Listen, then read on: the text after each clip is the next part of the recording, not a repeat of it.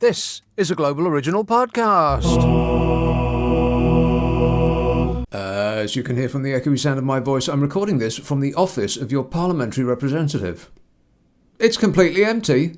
They've all gone on holiday. This week it's a little bit different. They're clips from first last September, when some details emerged about Donald Trump's demands when he came over here the previous year. And the second part is something that I don't normally do, but it's from this last weekend. I had such a laugh on Saturday night. I just wanted to give you a flavour of that show. It includes an excellent call from a young student who was concerned about the content of their lessons. This is LBC from Global, leading Britain's conversation with Nick Abbott. What the hell is going on? And I like him. He's a good man. He is not a racist. I can tell you that. He's a good person. I can't wait to see pictures of the Trump boat parade. They're going down. What a tragedy. It's a tragedy at sea. Aren't you upset? No. And Lord Frost, they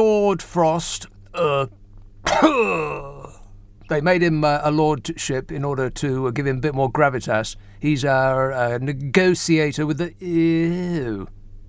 Yeah, they gave him a funny name and a badge in order to make him appear more grand, to cow those fearful Europeans who just staggered behind their hands and thought, God, are you people still doing that? A lord, you say? Like he'd swan in with knee-high socks and buckles on his shoes. Quite rightly, Lord Frost said that we will not be a client state, we will not blink, we will not have leaders of other countries telling us what to do. Unless it's Donald Trump telling us who we can do business with, or Donald Trump telling us who we can tax and by how much, and Donald Trump telling us what food we can eat. But apart from that, we make our own rules. You better believe it. Meanwhile, Donald Trump demanded to stay in Buckingham Palace during his state visit, despite being told that the royal household was under extensive renovations. Did you hear about this? This is when he came last year. They said to Donald Trump, well, I'm very, very sorry about this, your sirship, but I know that Abbot stayed at Buckingham Palace, but you can't because we've got the builders in. And he said, President Trump was invited for a formal state visit by the Queen, who loved every moment of his company. He wasn't invited by the Queen. Somebody in the government told the Queen to invite him. Please. Anyway, he came over in 2019. She asked him, apparently, in 2017, but it was not until the summer of 2019 that he took up the offer. That's because he was afraid that the cheering from Britons eager to show their support would be too deafening. You know, like they were the previous year he came. Boo! We said. As the trip was being organised, White House aides told Downing Street that it was critically important that Mr. Trump was allowed to stay overnight in Buckingham Palace. Oh my God, he's a baby. Critically important. In other words, he yelled the place down that Abbot had been allowed to stay in Buckingham Palace, and he wouldn't be allowed to. I'm a whiner, and I keep whining and whining. Trump was set to bring his wife Melania, as well as his 4 adult children, Ivanka, you know, the hot one. I would totally be dating her if she wasn't my daughter. His words, not mine. And his sons Uday and Kusei, and Tiffany, the one he doesn't talk about. She's not hot like Ivanka. I mean, wow, Ivanka. No, I'd give Tiffany a 5, maybe 4.5. Oh, and by the way, I will be so great to women. I cherish women. Sources claim that the president expected the same treatment as his predecessor, Barack Obama, who was welcomed to an overnight stay at the palace with his wife, Michelle, during the state visit in 2003. You remember Abbot, don't you? Yes, that's him. Back when the world made sense, when we weren't looking at World War III again. Again. Well, the only reason that the baby tornado wanted to become president at all was because Barack Obama made fun of him at the White House Correspondents' Dinner. It's still available on the World Wide Web. Go and take a peek. I double dare you. He was sitting in the audience, and they were making fun of him, and Donald Trump fumed so much it looked like his hair would catch fire. And ever since, like a child, he's made it his life's work to undo everything that Obama did. Like a toddler smashing his toys because Mummy won't give him an ice cream. Oh, shut up! The problem was Buckingham Palace was under renovation during Trump's visit in 2019, in June last year.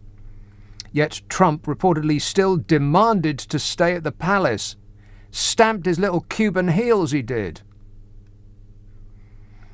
That's despite entire areas of the building having been closed off and actual real-life royals being turfed out so the builders could do their thing. This led Downing Street aides to request a room-by-room breakdown of refurbishment plans to see where they could stick Trump. Any suggestions? Hands in the air. But apparently this failed. And so they had to stick him in Winfield House, the US ambassador's residence in Regent's Park. He had to slum it in that palace. And we've never heard the end of it since. I am the most fabulous whiner. And I'm a whiner, and I keep whining and whining. White House advisors feared that what they described would be a hissy fit if Trump believed that he was getting less than Obama, leading them to create a spreadsheet in case Trump asked who got what before him. This document reportedly detailed modern US presidents who were offered UK state visits, including his predecessors, Barack Obama and George W. Absolutely. Lengthy details of each trip were logged, including the duration of the visits, whether there was a parade or not, and what was served for dinner. I like those mashed potatoes, all poofy and soft and creamy with gravy, so I can make islands, and then French fries, so I can build a wall around the island. I'm building a wall, okay? I'm building a wall. I'm building a wall, okay? I'm building a wall. The document was reportedly requested by the officers of the First Lady and the President's Chief of Staff, one ex-White House source told the Daily Telegraph. I think pretty much everybody in America is an ex-White House source. He always has the best people and then fires them shortly before they go to jail.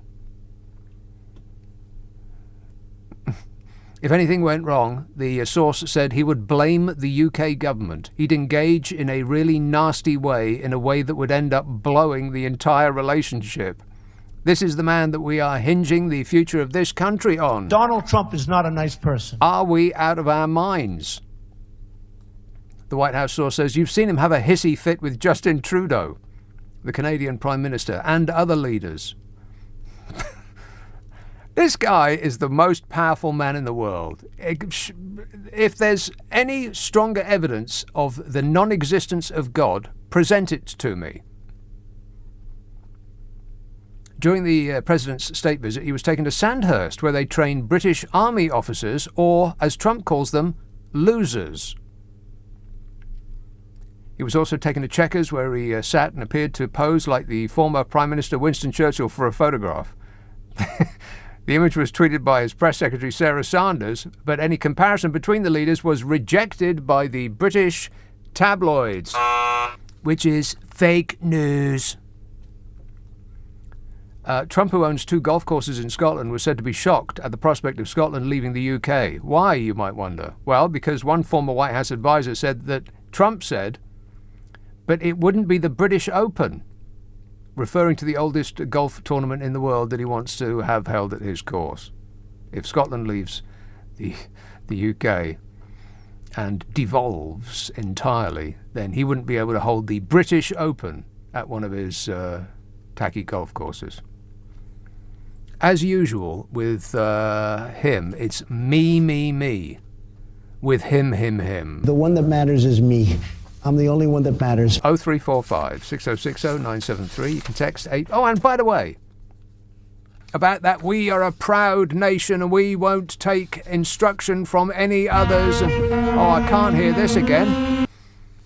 Donald Trump's former national security advisor, John Bolton, claimed the president ordered him to get our ambassador to America, Lord Darrach, out of here.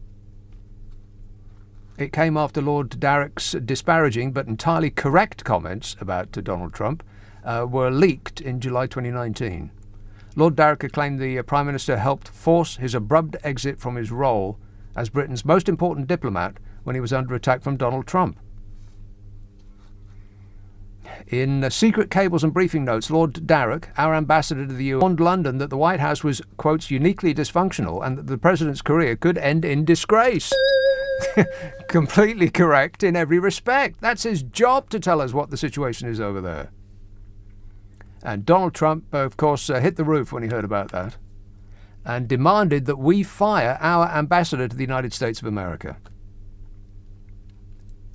It probably at no time in history has that ever happened, that the leader of another country has told us to fire our ambassador to his country, and we've done it. That's us taking back control, ladies and gentlemen. Doesn't it make you feel proud to be British?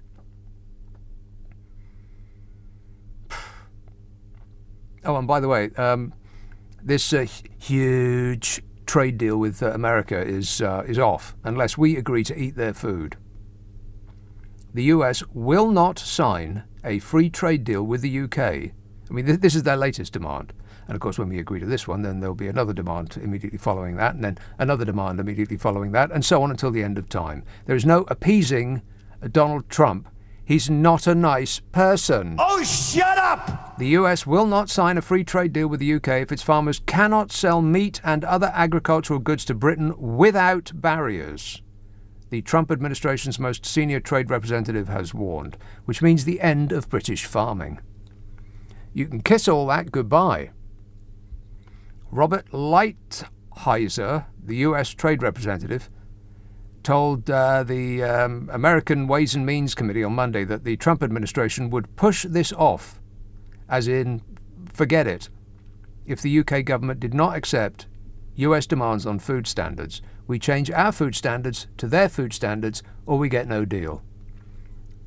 This is us truly taking back control. Minette Batters, the president of our National Farmers Union, described Boris Johnson's refusal to commit in law to upholding our current food standards as, quotes, pretty terrifying. But, she's just the president of the UK National Farmers Association Union, so what does she know about farming? She's just an expert, so nobody is remotely interested in anything she has to say. Taking back control, that's what that looks like. Taking back control that we had as sitting at the top table of a rainbow coalition and gifting it to a bright orange whining baby 3,000 miles away. Can you believe it? I'm president. Can you believe it? No, Donnie, we're still stunned. I know nothing. This says, Nick, be scared, be very, very scared. Because if the Orange Nightmare fiddles his way in for another term, then the next thing he will do is abolish the rule that a president is only allowed to serve 2 terms. Then he really will be a dictator. That's my prediction, and it's very scary, says Margaret in London. And that's what I'm expecting, Margaret. I've been expecting it all along. This says, what's your thoughts on the blocking of the printing presses today? I couldn't get my copy of The Current Bun, says Chris in Stubbington. Yeah, you could, Chris. It's available for free on the internet. What are you whining about? Robin Chertsey said, these are some messages from yesterday. Robin Chertsey says, do some of your callers really believe that Corbyn would have done a better job and just ignored the senior civil servant's advice during COVID-19? It's like, what about this and what about that? Yes, that's right, Rob. It's Jeremy Corbyn's fault. God, when is it? I mean, what have we had now? 11 years of Conservative rule, and it's everything that happens is still Labour's fault. Any chance of taking some responsibility anytime soon? No. This says many Remainers want us to collapse once we've left to show us they were right. Sick. Well, I take that suggestion and I raise you one. Many Leavers don't mind if we collapse once we've left, just as long as they get their way. Sick.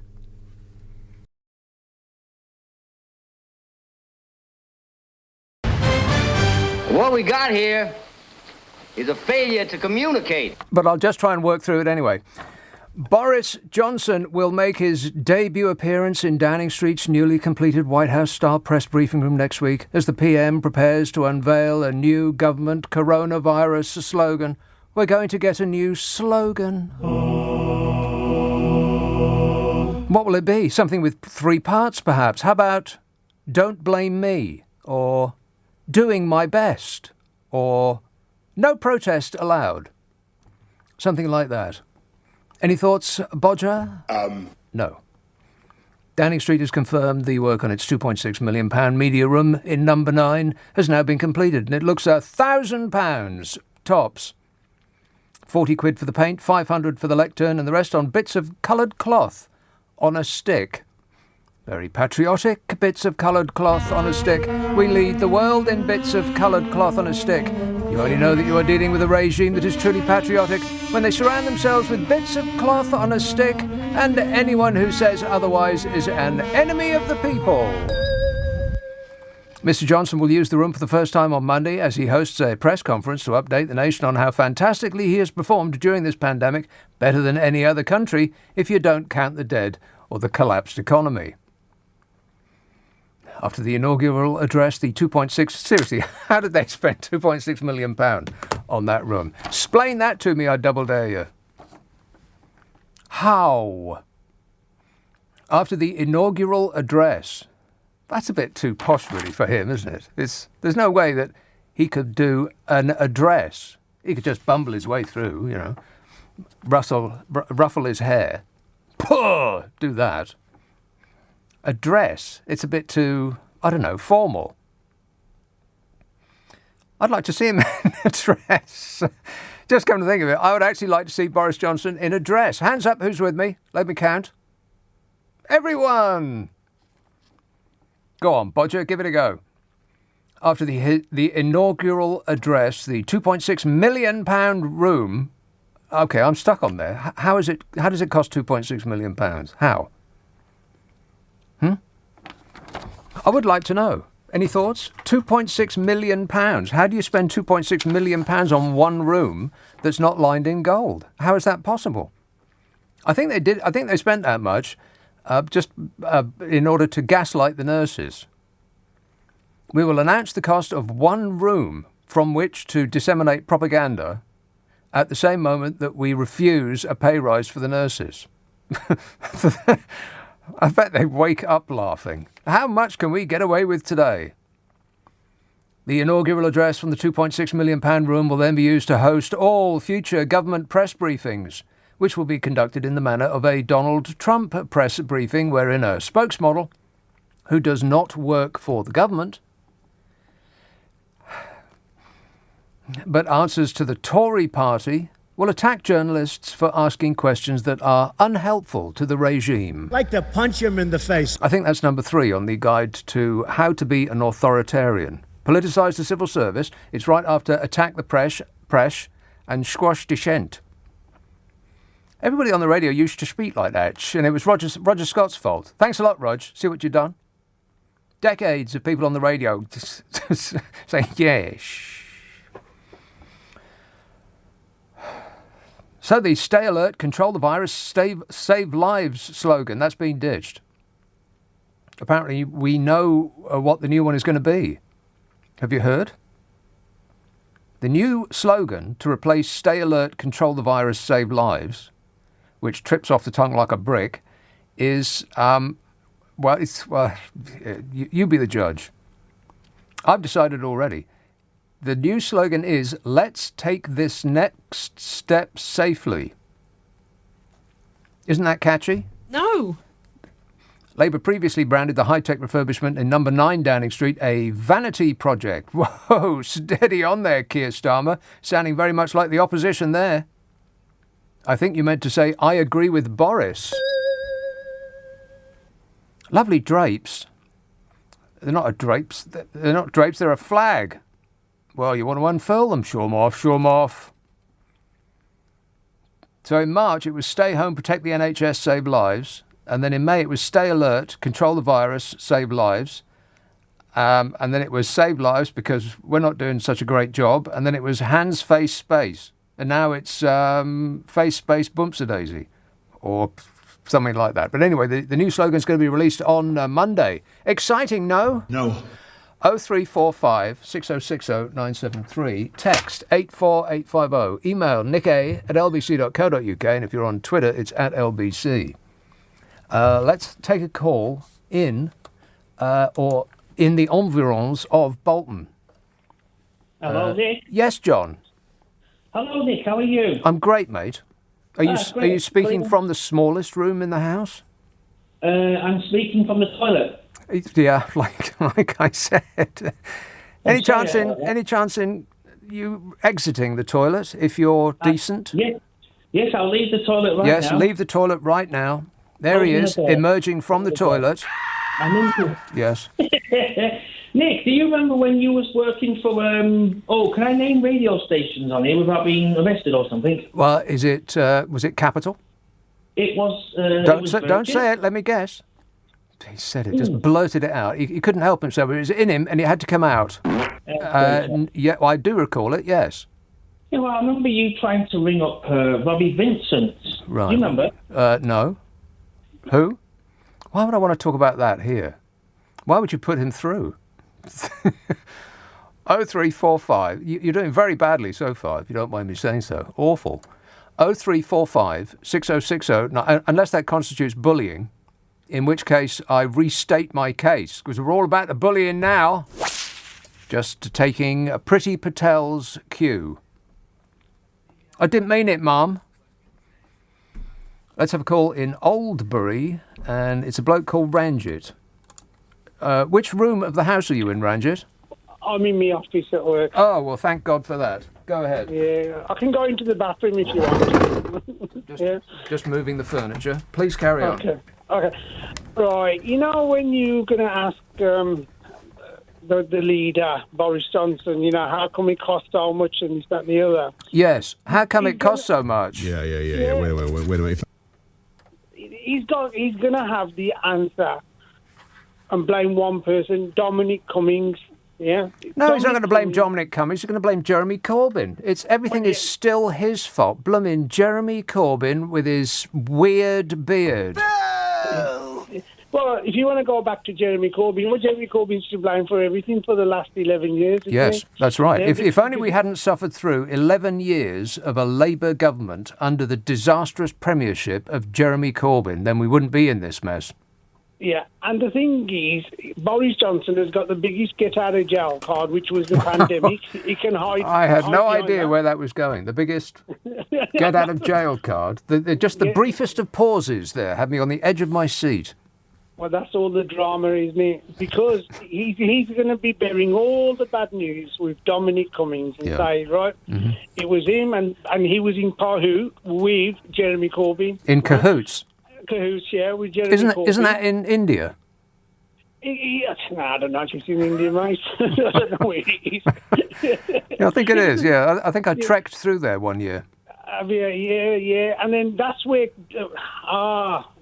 Dominic Cummings is going to be. He's going to go and find himself in the Himalayas. I don't know why you think that they're in opposition to each other. They seem to be on the same page to me. I mean, Dominic Cummings did appear before some upstart committee the other day and did appear as though he was going to say something significant, then didn't. Not to my ears, anyway. Well, I'm not too sure on where he's going to go yet, because it depends what the brown envelope he's got in that box and see how much it's worth. Because I think he could be quite dangerous for Boris Johnson. I mean, the thing is... Boris Johnson is like Donald Trump. Absolutely nothing sticks to that man. Zero. He's made of Teflon. Doesn't matter what he does. Doesn't matter how many people die on his watch. Doesn't matter what the economy does or how deep a hole it goes into. His popularity keeps on rising. It's like he's immune to the effects of gravity. They don't touch him. Yeah, that's because... Hot air? Full of hot air. Full of hot air. He's dumbed the population for years and years and years, yeah? I mean, like, all they want to talk about is all these people coming across the channel. Yes. They don't want to talk about all the people that are suffering, like with the bedroom tax. Has anybody thought of the bedroom tax in the last couple of years now? The bedroom tax? Remember the bedroom tax that Cameron brought in? Has anybody thought about it? Yes. It's gone in the long grass, hasn't it? Yeah. Now, all the things that the Conservatives have done in the last 11 years, have been brushed over just by Brexit. He's saying he's got it done. And then this new slogan that you're looking for, it's going to say it's gone. And you're going to think it's the COVID that's gone. No, it's our country that's gone. So I want Boris to put on his little thing, what's that called? His beanie. His beanie. His teeny weeny beanie, right? He should put on. he should put there. And sling his hook. That's what you're saying, isn't it? Yeah, I understand. All right. It won't be long before. But apart from that, how do you feel about him? Well, really great. No, I don't. I quite detest the bloke. Oh, I see. Well, you should have said so right at the beginning, Ranjit, because I was unsure what your position was. No, I detest the bloke because he's making fools out of us, yeah. And then that woman he's got with him, Priti Patel, she's another one, yeah. That thinks she can whip everybody into shape, yeah. Yeah, with good reason, because she's doing just that. And she's got the little man syndrome, hasn't she? Right. Well, I've got no idea what that means or how large her husband actually is. But thanks a lot for the information there, Ranjit. Calm down, mate. It might never have. Oh, no, that's right. It already has. John in Barking texts, Nick, are you okay? Absolutely not. You keep talking about... Is this from today? It can't be. I've only just started. It says you keep talking about animals having sex. No, I don't. I don't believe I've ever said that. Oh, he says it's true about the horrible noises fox make, though. Disgusting. Yeah, that is absolutely true. Why do they have to sound like that? It doesn't sound like they're enjoying it at all. Just stop doing it if you're not having fun. I mean, why don't you go raid a bin if you hate it that much? Matthew in Islington says, you once said that the only time you argued with your oldest friend was over Brexit. Having listened to your fabulous podcast, I am convinced it's Carol. Am I right? No. No, not Carol. No. I wouldn't describe her as a friend, exactly. Well, that's not entirely true. Yeah, we're friends. Yeah. Kind of, like colleagues. I mean, we don't hang out. She doesn't even live here. We do a podcast, though, which I think you'll find is a right laugh. We do look forward to doing that, so I think we're more than colleagues. We're sort of froligs. A little bit friend, a little bit colleagues. It's called What's Your Problem with Nick and Carol, in which the delightful and often wrong Carol McGiffin and I try to solve people's problems while laughing like drains. I mean, we really do have a right laugh doing it. And if you wish to be amused, is there a corner of your life that you could fit a laugh in? If so, try it out. What's your problem with Nick and Carol? If you want us to have a bash at your problems, then simply send it to the following address, nickandcarol@global.com. That's nickandcarol@global.com, and prepare to be completely satisfied. His call in, who's been waiting the longest? I'll go with Ipswich. Jobs. Yes. Is that your name? Yes. Jobes? Yes, that's correct. Right. Yes, Jobs. I'd like to touch up on the topic of diversity, if that's okay with you? You'd like to catch up, did you say? Touch up. Catch up. Touch up. Are you saying catch up? Touch up. Touch up. You want to touch up. What does that mean? On the topic of diversity. You want to touch up on the topic of diversity? Yeah. Right. Okay. All right. Right, okay then. If it fits in, if you're absolutely sure it fits into this show, go ahead. Okay, thank you. Thank you. So I'd just like to say one thing about how the curriculum in school is not widely open to diversity in itself. What do you mean by diversity? Studying about different ethnicities. Oh, right. So we don't learn much about different ethnicities and why racism isn't accepted into today's society and why it's wrong. That comes only once a year, which is most likely in Black History Month, where we'll study a particular person that has significance to Black History Month, and that's it. Right, but is that actually a topic for school, though? Yes. So. So what do you do, though? Do you do maths, presumably, English? What else? We do. So we'll usually study it in religious studies, RF. Ugh, boring, right? Yes, it is.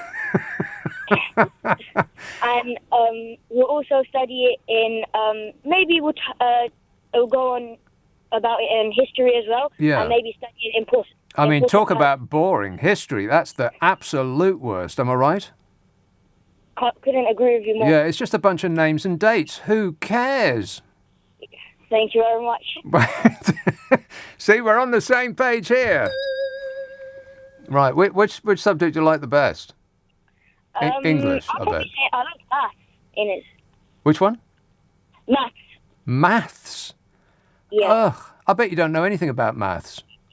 I'll ask you a question. I bet you don't get the right answer. Go ahead, shoot. 6 8s. 6 8s. Would you like me to simplify that? Simplify it. No, I want you to answer it. Yes? 6 8s. Oh, I'm sorry, you failed this test. You get an F. F? Yeah. I think under the current regime, you also get to go to jail. We're going to put you in a dinghy and we're going to push you off the shore. Oh, please don't. Well, it's got nothing to do with me. That's the law, I'm afraid. It's beyond my control. Do you not learn your multiplication tables in maths anymore? Well, we do. Yeah. It's just you skip that day. Yeah. Right. What are 4 4s? 4 4s are 1 2 3 4 5 6 7 8 9 10 11 12 13 14 20. 20 is the right answer. You're doing very well. Isn't it 16? No, it's 20. You got the right. Don't question it if I tell you you're getting it right. You've changed the F to a C. Do you want to shoot for an A? Well, let's shoot for the stars. Let's shoot for an A stars. Absolutely right. Okay. Drum roll, please. I haven't got one. What are... Very good. What are... See, you passed music as well. God, you're doing fantastically well. What are 5 5s? There you go. Easy. 5 5s. Oh, I'm sorry. It's so close. 30. Now you're just blurting numbers out at me. 30's close enough. I think we can do 30. And HAPPY-ness all round. You're a winner. Would you like to know what you've won? Yes, please. You've won a brand new car. Brand new car is not available. Always read the label. Terms and conditions apply. But we congratulate you and we send you off with, I don't know, a cuddly toy and some steak knives. Something like... How about a fondue set? Little bit of I wouldn't mind that at all. gooey cheese. Lovely. But anyway, it's been an inspiration, and I wish you all the best with your boring history and your boring religious studies and the lack of diversity in your education. You want to tell somebody about... Oh, no, you already did. Yeah. So, did this go as well as you thought it might? Could you say that again? No. but I do wish you all the best. Thanks a lot, Jobs. It was Jobs, everybody. Right, next. And that's it. If you subscribe to this podcast, you'll find the next episode gets squirted up your life as though by magic on Mondays. And don't forget the podcast that I do called The Whole Show, which is, as it sounds, the whole show from my stint on the radio, with all the news and the ads stripped out, making it quicker to listen to. You'll use less electricity and save the planet. Also, there's the one that I do with Carol McGiffin called What's Your Problem with Nick and Carol, in which the excellent lively and delightful Carol McGiffin and I try to solve people's problems while keeping a straight face. If you would like us to have a bash at your problem, then send it to the following address: nickandcarol@global.com. That's nickandcarol@global.com. And prepare to be completely satisfied. And I'll be back on the radio Friday, Saturday, Sunday night at 10. And until then, LB seeing you. Bye-bye.